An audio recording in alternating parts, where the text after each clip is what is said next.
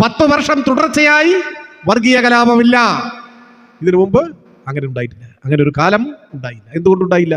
ഇതിനു മുൻപ് 10 കൊല്ലം തുടർച്ചയായി LDF ഭരിച്ചിട്ടില്ല.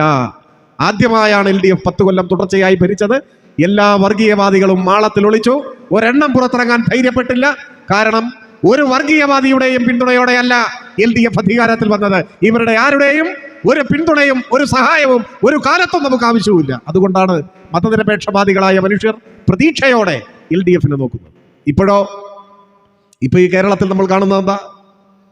ഇരുവർഗീയതയുമായും കൂട്ടുകെട്ടുണ്ടാക്കിയല്ലേ LDFനെ പരാജയപ്പെടുത്താൻ ശ്രമിച്ചത്. തെരഞ്ഞെടുപ്പിൽ മതനിരപേക്ഷവാദികളെ ആശയക്കുഴപ്പത്തിലാക്കാൻ ലക്ഷ്യം വെച്ചുകൊണ്ടാണ് ആദ്യം തന്നെ ഒരു വ്യാജ ആരോപണം UDFും കോൺഗ്രസും ഉയർത്തിയത്. RSS deal. എന്താ ഉദ്ദേശം? RSSുമായി കോൺഗ്രസിന്റെ സഹകരണം, സഖ്യം, മുന്നണി പതിറ്റാണ്ടുകൾ പഴക്കമുള്ളതാണ്. 1960 മുതൽ തെരഞ്ഞെടുപ്പ് സഖ്യത്തിൽ RSSുമായി ഏർപ്പെട്ട രാഷ്ട്രീയ പാർട്ടിയുടെ പേരാണ് കോൺഗ്രസ്.